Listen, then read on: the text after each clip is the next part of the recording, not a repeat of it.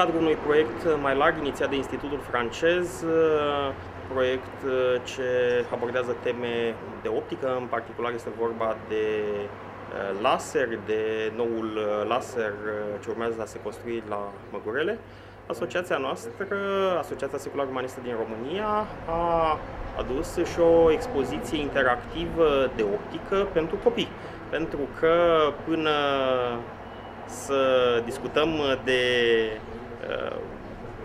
cercetători, întâi trebuie să discutăm de strânirea interesului copiilor pentru educația științifică, pentru că pasiunile se creează de vreme în viață. Nous avons souhaité consacrer cet événement au laser, car c'est en Roumanie, vous le savez tous, que sera implantée la plus grande infrastructure européenne, ELI, moi je préfère dire ELI parce que je suis un Français, qui consiste en la construction d'un laser ultra rapide dont la puissance n'a pas d'équivalent à ce jour dans le monde. C'est grâce à vos efforts, monsieur le professeur, et je dois vous en remercier, je l'ai déjà fait publiquement à d'autres occasions, que la Roumanie a été appelée à accueillir ce pilier de la physique nucléaire qu'est le projet d'infrastructure de lumière extrait. Au-delà de la technique, de la science, le projet ELI attirera, je l'espère, et je le répète chaque fois aussi, la fine fleur de la science européenne et d'ailleurs, et servira à une communauté scientifique la plus large possible. Ce projet contribue donc à forger une identité scientifique au pays, tout en étant levier de dynamisme social, économique et culturel pour la jeunesse roumaine. De très nombreuses applications sont attendues. Sur le plan énergétique, ces lasers permettront de traiter des matériaux rentrant dans la construction des moteurs d'avion et conduisant ainsi à une amélioration importante de leur rendement. Dans le domaine de la santé, ils produiront des faisceaux de particules utiles dans le traitement des tumeurs et dans l'imagerie médicale. Dans le domaine de la biologie, ces sources donnent l'espoir de réaliser des images instantanées de protéines uniques, améliorant ainsi notre connaissance du vivant.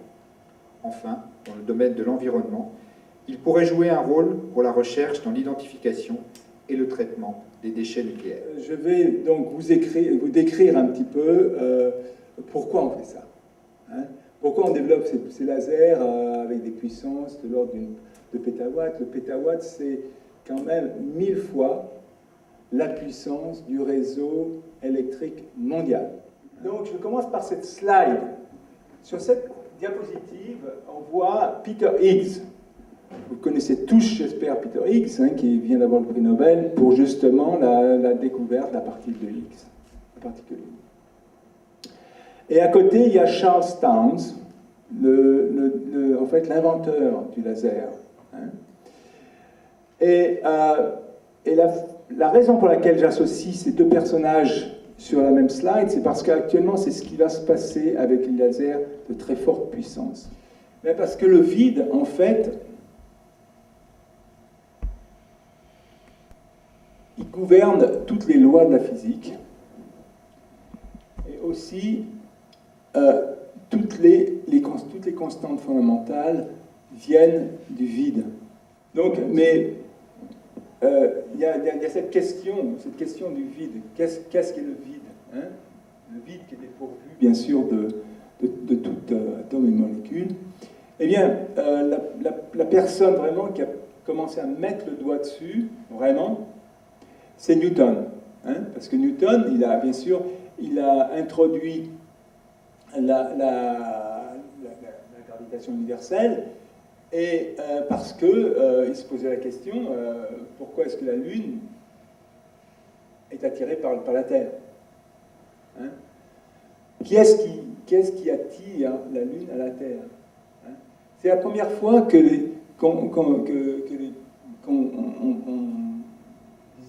était en prise avec des forces où il n'y a pas de contact, des forces qui sont produites sans contact. Tous ces gens-là ont essayé de comprendre pourquoi la lumière se propage, en fait, dans le vide.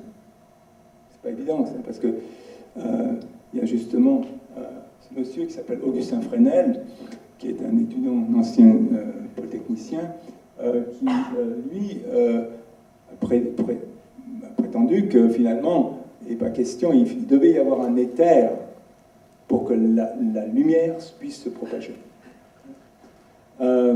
parce que la lumière, c'est des vibrations, il venait de le démontrer. La lumière, ce sont des vibrations, et il ne peut pas y avoir de vibrations s'il n'y a pas de support. Voilà.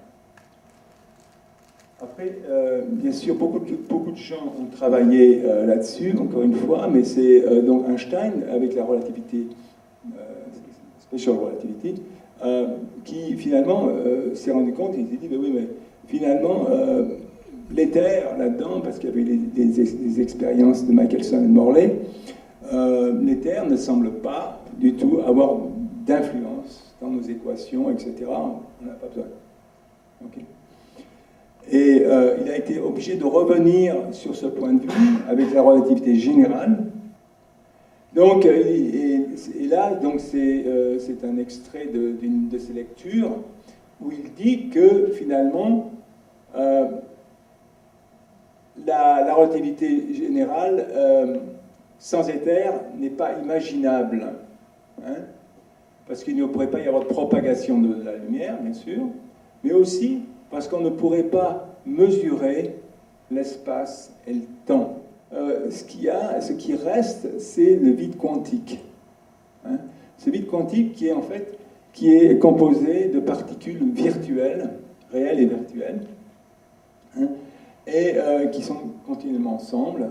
Et donc ces particules, en fait, sont créées et sont annihilées.